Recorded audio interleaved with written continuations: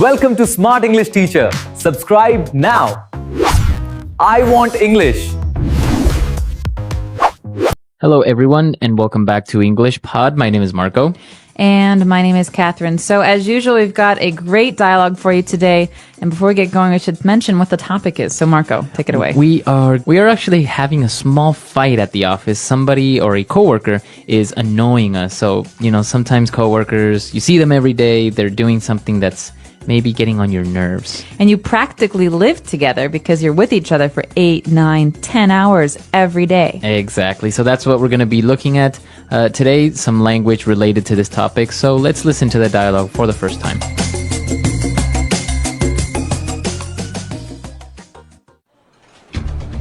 Hey, Mary, can you cut that out? Cut what out? I'm not doing anything. The tapping of your pen on your desk? It's driving me crazy. Fine. By the way, would you mind not slurping your coffee every time you have a cup? I don't slurp my coffee. And plus, how can you hear it when you're shouting into your phone all the time? You've got to be kidding me. You're complaining about me talking on the phone when you go out for a cigarette break 10 times a day to shoot the breeze? Look, we have a lot of accumulated anger from working in these conditions, and it's probably okay to let off steam once in a while, but it's probably not a good idea to keep it up. I'm willing to forgive and forget if you are. Fine. Let's call it truce. I'll try to be more considerate and keep the noise down. Yeah, I'll try to do the same. So, I was wondering, you want to go out to dinner Friday night?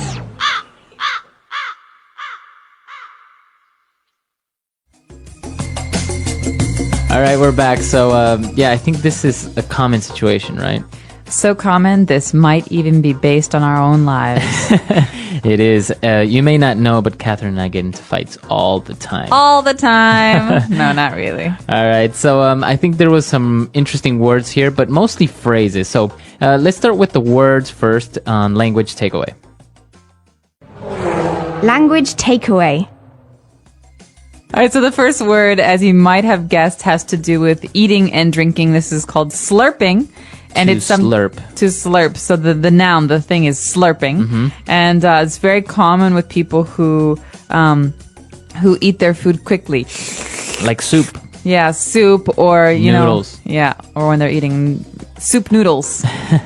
Or sometimes when you have a drink and you're drinking it through a straw, towards the end, you're just like trying to get the very last part at the bottom. So yeah, the straw slurps.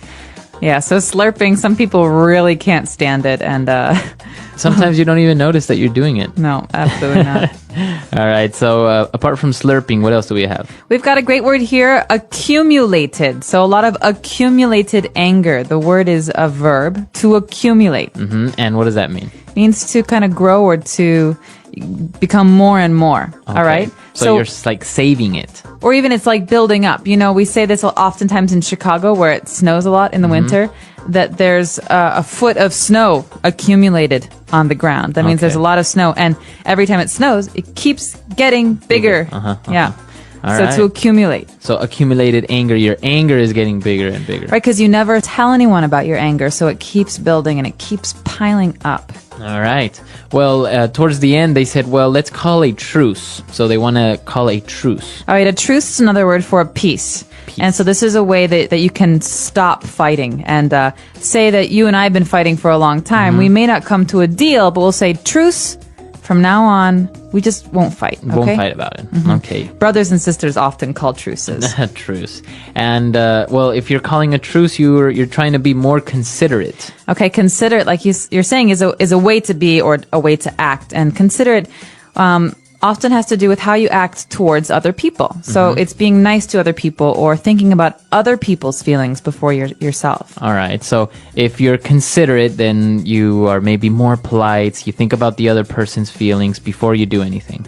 Exactly. Or you just say nice little things like please and thank you and I'm sorry. And these things are all ways of being considerate. Very good. All right. So 4 great words on language takeaway. Why don't we move on now to Fluency Builder? Fluency builder. All right, so as we mentioned, this dialogue is very, very rich in a lot of different phrases. So let's start with a couple of them. The very first one and the title of the lesson, cut it out. Cut that out. Hey, Mary, can you cut that out? Right. So you're not actually saying to cut something with scissors or something. No, it's a way of saying, can you stop that? Stop it. Stop doing that. Stop it. Quit it. Okay, cut that out. Cut it out. So if someone's doing something that's really annoying to you, it's not very nice to say, but you can say, hey, cut that out. Cut it out. Or if someone's doing something mean to someone, like my brother used to hit me, my mom would say, Peter, cut that out. All right, so it is a good mom phrase as well. All right, moving on to our next phrase. The guy said that the tapping on the desk was driving him crazy. It's driving me crazy.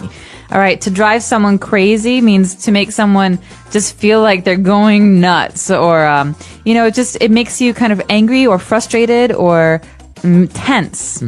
But it can also be used like in a romantic sense, right? That girl drives me crazy. It means like he can't even think about anything else. All right. So in this case, what drives you crazy? When I'll tell you what drives me crazy. When people clip their fingernails and toenails at the office. Can't believe. Well, it drives me crazy. Like, for example, when somebody or my brother leaves his clothes lying on the floor in the living room, for example. That's annoying too. Yeah. Yeah. So that drives me crazy. All right. So moving on to our third phrase. This is a pretty big one, but take it as a whole. You've got to be kidding me.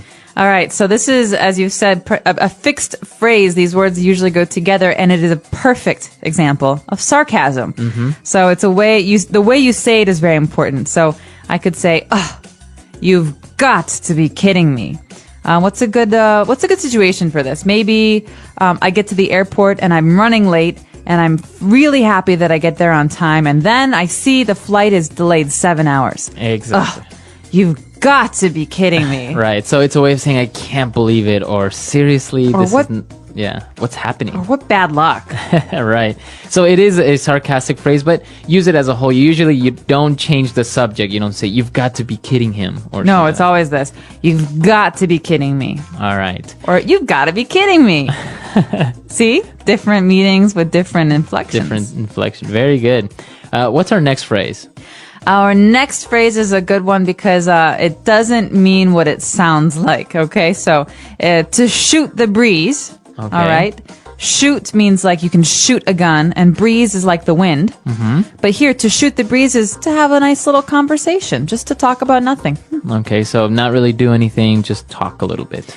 Right, so if we think about this in the context of this sentence, it's, you go out for your cigarette break 10 times a day to shoot the breeze. Okay. So this means you go outside and you just talk about nothing and whatever, and it's almost like you're wasting time just talking. Okay, so shooting the breeze. You can say, oh, we were just shooting the breeze. Just have a nice little conversation, nothing important. Okay. And our last phrase for today. Forgive and forget. Let's forgive and forget. Let's forgive and forget. These words again, like the last phrases, go together.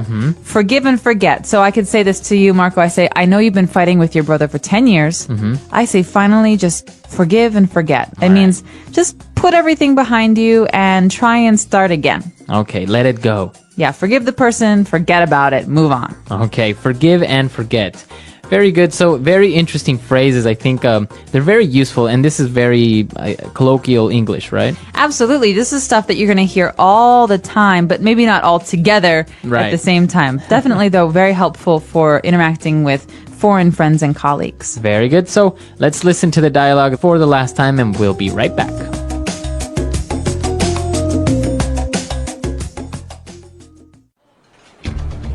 Hey, Mary, can you cut that out? Cut what out?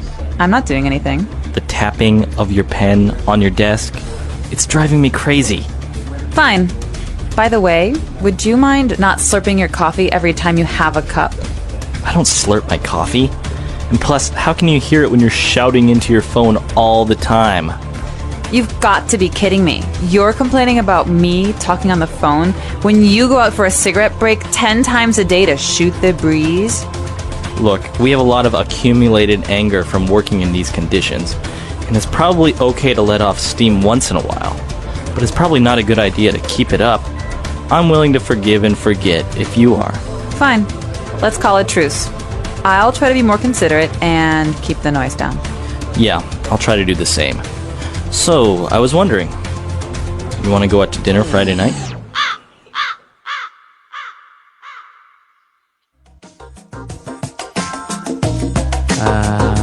So did you ever see the TV show Full House when you were a kid? I did. It was a popular with the Olsen twins and all those, right? Yeah, and Bob Saget. So there was an uncle on the show, Uncle Joey, and he always used to say, "Cut it out." Yeah, and he that's had right. like hand motions for it, and so. Cut it out is a way to say, kind of stop it, quit it, you're killing me. It's like he was saying, too funny. Right. And so whenever I hear this phrase, I always think of that early 90s very TV show. early 90s. Yeah. Well, this whole situation with The Office as well. I think there was a TV show called The Office, right? Yeah, there was the British Office, and then there was an American version. And it's also something about office life and how colleagues get on each other's nerves and they play pranks on each other and everyone's kind of weird. And everyone drives everyone else crazy. Exactly. Yeah. No, it's funny because once you start working in an office full time, I mean, everyone's maybe had a little bit of office experience, but when it's full time, you spend more time with your colleagues than you do with your family. It's really It's strange at amazing times. what makes you crazy, what drives you crazy, and what stuff just doesn't matter. So this is an interesting topic. We really want to hear from you guys. Many of you probably work at an office, so tell us. So come and tell us what drives you crazy, or maybe what colleague is driving you mad. You don't have to use names. You can just use nicknames if you want. Right. Leave questions and comments, and we'll see you guys next time. My name is Sarah. I was 17 years old when this happened. It was summer when my parents sent me to my grandmother's home in another city. I was happy because I loved playing with my cousins and enjoying family dinners. But that night, something happened that I will always remember. My grandmother's house was large. It was full of people because we came together for a family wedding. The rooms were bright and the garden was full of flowers. Everyone was busy with cooking, music, and preparing clothes. I loved weddings because they meant food, dancing, and fun with cousins. I never thought danger could come in a place full of family. Before I tell you the details, please support me by liking, sharing, and subscribing. It gives me courage to share more true stories. Do not forget to comment as well. Now, back to the story where I left. I played with my younger cousins in the garden that day. We laughed, ate sweets, and ran in the sun. My grandmother sat on a chair smiling at us. My mother helped in the kitchen with the other women. The men talked loudly about guests, cars, and work. It felt like a happy time. I had no idea what was waiting for me that night. In the evening, the wedding songs began. My cousins and I clapped to the music. The bride sat in a red dress. The family took pictures and cheered. I also wore a new dress, and my aunt told me I looked grown up. I smiled shilly because I was not used to hearing that. The food was served, and I ate until I was full. When the party ended, everyone felt tired. The children slept early and the women cleaned the kitchen. My grandmother told me I should rest because the next day would be busy again. She said, "Sarah, you can sleep in the guest room. It is quiet there." I thanked her and walked to the room. I felt safe because it was my grandmother's house surrounded by family. The guest room was small but clean. There was a bed in the middle and a window open to the garden. I closed the curtain, changed my dress, and lay down. I thought about the music and the bride's smile. Slowly, I felt my eyes close. But the night had other plans for me.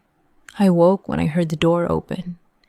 At first, I thought it was my grandmother checking on me. I whispered, "Grandmother, is that you?" But there was no answer. The room was dim, and I saw a shadow near the door. My heart started to beat fast. It was not my grandmother, it was one of the boys from the wedding. He was a relative, but not very close. He often visited with his parents. He stepped inside and closed the door slowly. I sat up and held my blanket. He smiled, but it was not a kind smile. He whispered, "Do not be afraid. I only want to talk." I felt my body shake. I said, "Please go. It is late. You should sleep." But he moved closer to the bed. I pushed my blanket around me tightly. My hands felt weak, but I spoke louder this time. "If you come near me, I will scream. Everyone will wake up." For a moment he stopped. His face looked dark and strange. I prayed in my heart that he would leave. But then he whispered again, "Be quiet. No one will know." I felt fear rise in me. I thought about my cousins, about my grandmother. I thought about what people would say if they found me with him. My throat felt dry, but I knew I had to be strong. I pushed him back when he reached out. I shouted, "Go now or I will scream." This time he froze. Maybe he saw I was not weak. He stepped back toward the door. I kept my eyes on him, ready to scream if he tried again. At last, he opened the door and left quickly. The room was quiet again, but I could not sleep. I sat on the bed, shaking and crying softly. The night felt endless. Every sound made me afraid. I heard dogs outside, the wind in the trees, and footsteps in the hall. I thought he might come back, so I kept the blanket over me and stared at the door. I waited for the morning. When the first light of the sun touched the curtain, I felt a little safe again. At breakfast, I saw him. He sat with others, smiling and talking as if nothing had happened. He joked with my cousins and laughed with my uncles. I hated his fake smile. I stayed quiet, but my heart was heavy. I wanted to tell someone, but fear closed my mouth. I asked myself, will they believe me? Or will they say I made a mistake? The wedding went on and the house was full of noise again, but inside me there was no joy. I avoided him as much as I could. Still he passed near me sometimes. His eyes followed me, and I felt my skin burn with fear. Every step I took, I thought he was behind me. At night, I locked the guest room door. I prayed he would not try again. I did not sleep well. I woke many times, checking the door and window.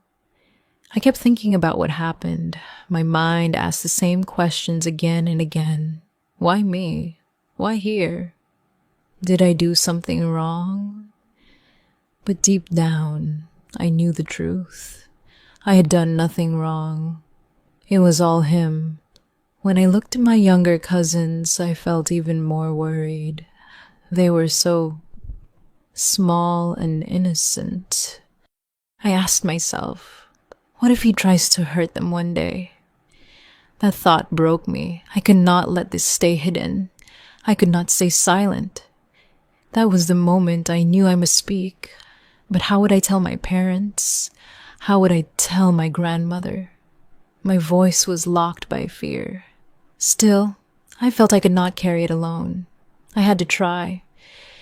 The next morning I could not smile. My cousins laughed and played, but I sat quietly. My grandmother asked me, "Sarah, are you sick?" I said no. I could not tell her the truth. My mother looked at me with worry. She asked, "Are you tired? Do you want to rest?" I only nodded. I did not know how to speak. During lunch, he was there again. He laughed with everyone and helped serve food. I looked at him and felt sick inside. He acted normal, but I knew his secret. I hated how easy it was for him to hide. He looked like family, but I now saw him as someone dangerous. I wanted to shout in front of everyone. I wanted to say, "He is not what you think." But my voice stayed silent. That afternoon, I went to the garden. I sat under a tree watching children play. A little cousin sat near me with her doll. She was only 9 years old. She showed me her toy and smiled. I tried to smile back, but my heart was heavy. I thought, what if he ever tries to hurt her? That thought made me shake. I knew I could not stay quiet anymore. That night, I wrote in my notebook. I wrote about the guest room. I wrote about how he entered. I wrote about my fear and my tears. My hands shook as I wrote each word. When I finished, I hid the notebook under my pillow. I was scared, but I also felt a little stronger. The next morning, my mother found the notebook while she was fixing my bed. She opened it and saw my words. She called me into the room. Her eyes were full of questions. "Sarah, did you write this?" she asked softly. I felt my face turn red. Tears filled my eyes. I whispered, "Yes, Mama." It happened. My mother hugged me tightly. "My child, why did you not tell me?" she asked. I cried and said, "I was afraid. I thought no one would believe me." She held me close and whispered, "I will always believe you. You are my daughter. You are not alone." Later that evening, my mother spoke to my father. I stayed in the room while she told him. My father's face turned red with anger. His hands clenched into fists. He shouted, "How dare he? He is family, but he is a monster." My mother tried to calm him, but I saw the fire in his eyes. He looked at me and said, "Sarah, you did nothing wrong. Do not blame yourself." His words made me cry again, but this time I felt a little safe. The next day, my father called my grandmother into a private room. I sat outside listening to voices rise and fall. My grandmother cried loudly when she heard the truth. "How can this be under my roof?" She said I felt her pain through the wall. My father told her, "This cannot stay quiet. He must be punished." My grandmother agreed, but she also looked broken. That evening, my father went to find him. The house was busy with wedding guests, but my father's voice was louder than all others. He shouted his name and called him to the courtyard. Everyone stopped talking. The music went silent.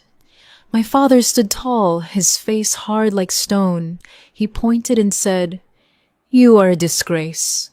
You tried to hurt my daughter." The boy's face turned pale. At first, he denied it. He said, "No, uncle, I did nothing. She is lying." My body shook when I heard him. I wanted to scream, but my father stepped closer and said, "If you lie again, I will go to the police. Everyone will know what you did." The boy's eyes filled with fear. He looked down and whispered, "I am sorry." I lost control. The crowd gasped. My aunts and uncles looked shocked. Some people cried, others whispered to each other. My father shouted again, "Sorry is not enough. You will answer for this." My mother held my hand tightly. I felt safe by her side. My grandmother cried and said, "Take him away. He cannot stay here." That night, the wedding house was no longer full of joy. The women whispered in the kitchen. The men spoke in angry voices. Some relatives tried to say, "Do not tell the police. It will bring shame." But my father stood firm. He said, "The shame is not ours. The shame is his. Silence will only hurt more girls." His words made me proud. I slept in my mother's arms that night. For the first time since the guest room, I felt I could rest. My mother stroked my hair and whispered, "You are safe now. We will protect you." Tears still fell from my eyes, but they were mixed with relief. The next morning, my father went to the police station. He told them everything.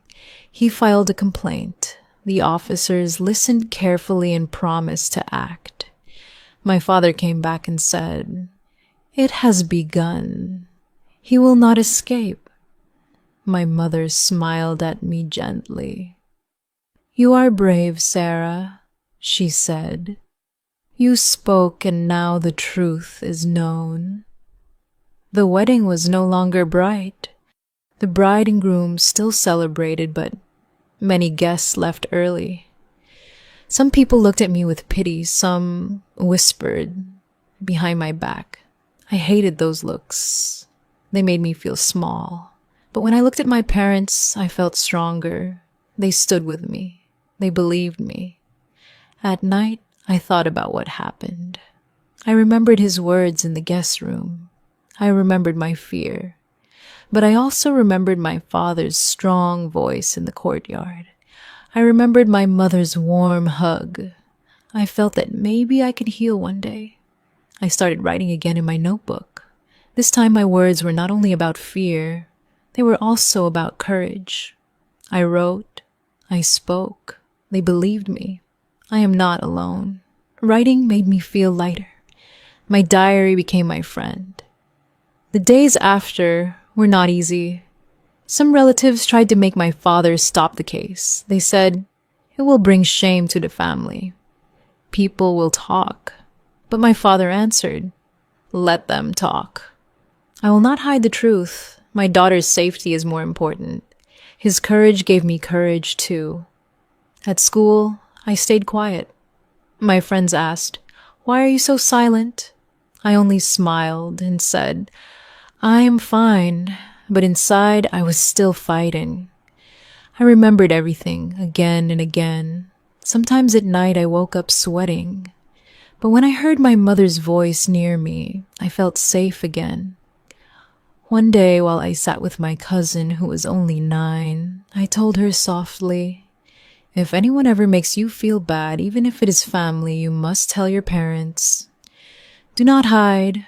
She looked at me with wide eyes and said, will they believe me? I held her hand and said, yes, they will. And even if they do not, you must keep telling until someone listens. Her smile gave me hope. Slowly, I began to see that my story could help others. I thought, maybe if I speak, some other girl will speak too. Maybe she will not wait as long as I did. That thought made me stronger. The days after the wedding felt heavy. People still talked. Some looked at me with pity. Some looked with doubt. I hated those looks. But I remembered my father's words, the shame is not yours, it is his. Those words stayed in my heart. Weeks passed. The police came to speak with my father again. They asked questions. They asked me too. My hands shook as I told them the story. I was afraid, but my father sat beside me. He said, do not fear. Just tell the truth. I spoke slowly, telling them how he came into the room, how I felt, how I pushed him away. When I finished, the officer nodded and said, you are brave. Later, they took him away for questions. I did not see him, but I heard from my father that he looked pale and weak. He tried to say sorry again. He tried to say it was a mistake, but my father told him, this is not a mistake. This is a crime. Life did not return to normal quickly. At school, I found it hard to listen. My mind often went back to that night. I saw the door, the shadow, the fear. Sometimes I woke in the dark, my body shaking. But when I heard my mother's soft voice or my father's strong steps, I felt safe again. I began to write my diary every day. I wrote about the fear. I wrote about my parents' love. I wrote about courage. Writing helped me breathe and felt like I was not alone. The pages listened to me when no one else could. One evening, my father sat with me. He said, Sarah, you are not weak. You are strong. Many girls stay silent, but you spoke. You should be proud. I looked at him and asked, but people still whisper. They look at me as if I did something wrong. My father took my hand and said, let them whisper. Their words do not matter. You know the truth. You are innocent. My mother also reminded me each day. She said, Do not hide your face. You did nothing wrong. Walk with your head high. Her words warmed me. Slowly, I started to believe them. Months passed. The case moved slowly, as cases often do. Some relatives said, "Stop now. Do not fight. It will break the family." But my father answered, "The family is not broken by truth. It is broken by silence." He never gave up. I admired him more than ever.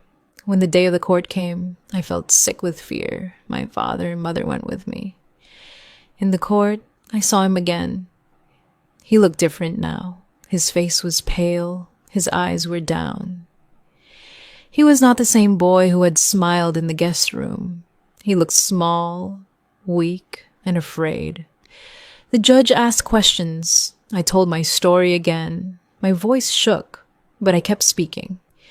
My mother's hand was on my shoulder. My father stood strong beside me. I did not cry this time. I spoke clearly. The judge listened. The boy said nothing. He only looked at the floor.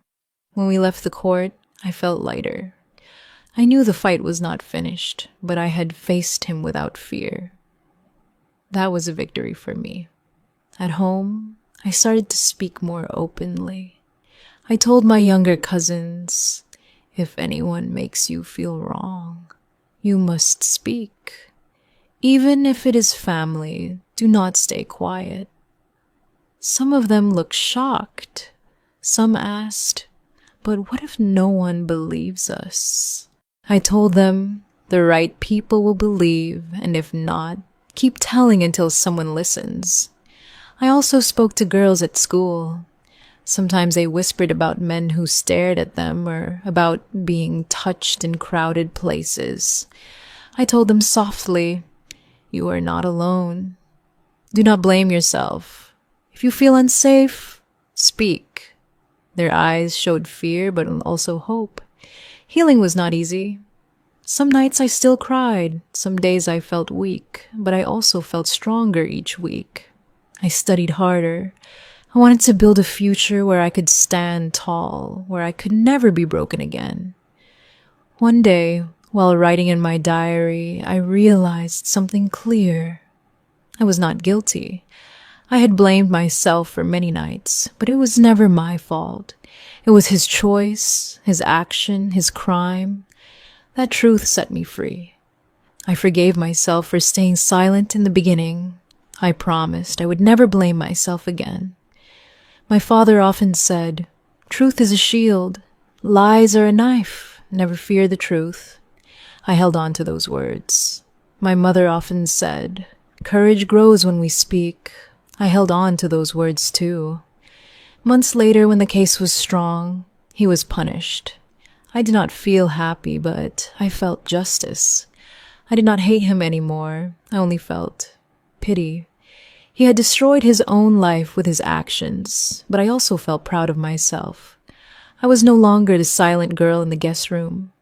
I was Sarah who spoke, who fought, who survived. Now when I look back, I still feel the pain, but I also see the strength. I see my parents standing with me. I see myself speaking in court. I see myself telling other girls, "You are not weak. You are not guilty. You are brave." I was 17 when it happened. I am older now. I am still healing, but I am stronger. My story is not only about pain, it is about courage.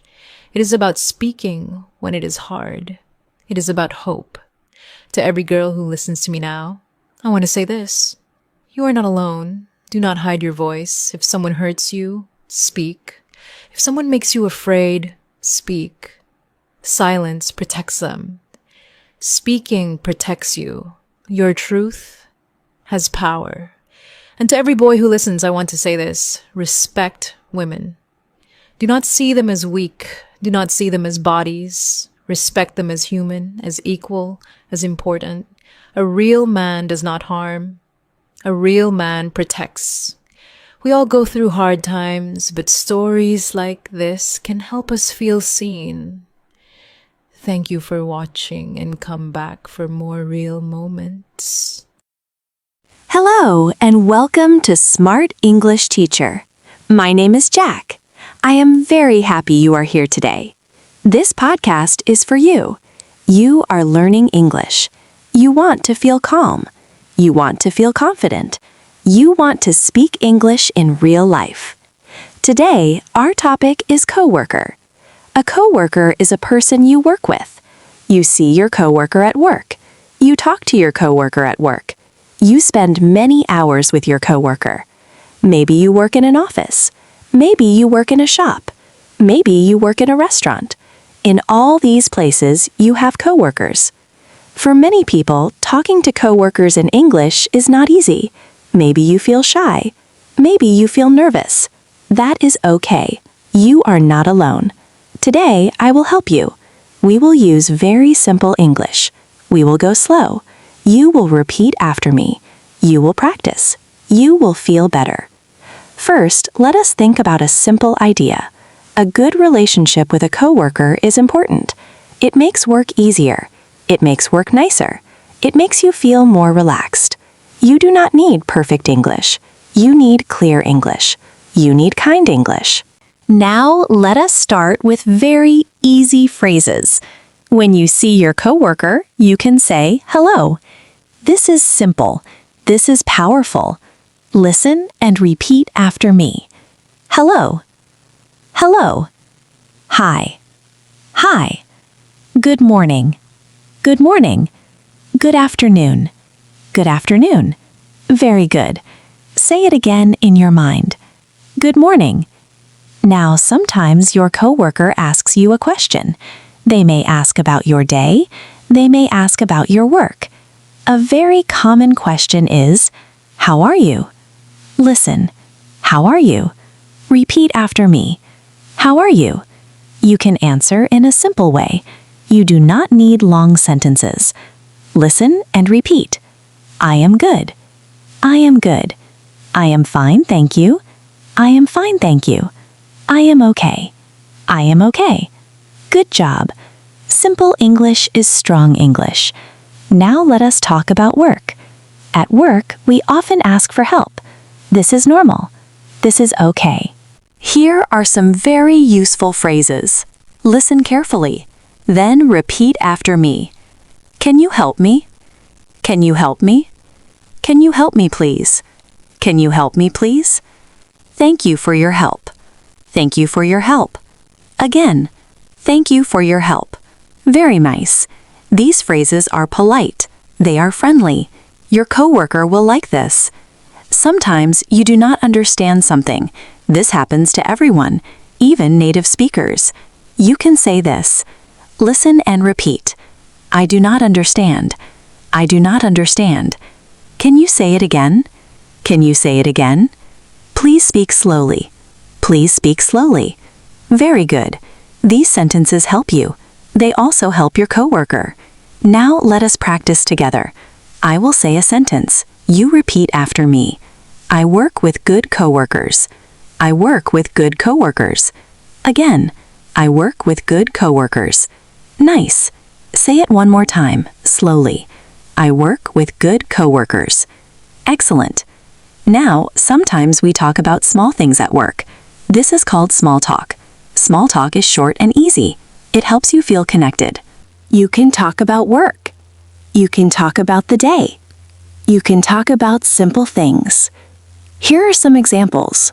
Listen and repeat. It is a busy day today. It is a busy day today. It is very busy. It is very busy. It is a quiet day today. It is a quiet day today. Good. These sentences are easy, but they are very useful. Now let us talk about being kind at work. Being kind is important. English can help you be kind. You can say thank you often. You can say sorry when needed. Listen and repeat. Thank you. Thank you. Thank you very much. Thank you very much. Sorry. Sorry. I am sorry. I am sorry. Well done. These words make the workplace better. Now, I want you to listen carefully. I will say some short sentences. You repeat after me. This is shadowing practice. Ready? I like my job. I like my job. I like my coworkers. I like my coworkers. My coworkers are kind. My coworkers are kind. Again, slowly. My coworkers are kind. Very good. You are doing great. Now, let me tell you something important. You do not need to speak a lot. You need to speak a little, but clearly. Every day, a little English is enough. Now, let me tell you something important. You do not need to speak a lot. You need to speak a little, but clearly. Every day, a little English is enough. At work, English is a tool. It helps you work. It helps you connect. It helps you grow. Maybe today you say only good morning. That is good. Maybe tomorrow you say, can you help me? That is also good. Step by step, slowly, with patience. Before we finish, let us do one last practice. Listen and repeat after me. I can speak English at work. I can speak English at work. Again, I can speak English at work. One more time. I can speak English at work. Beautiful. Believe this sentence. It is true. Thank you for listening to Smart English Teacher. I am Jack. I am proud of you. Keep listening. Keep practicing. You are improving every day. See you next time. Take care. You are doing great.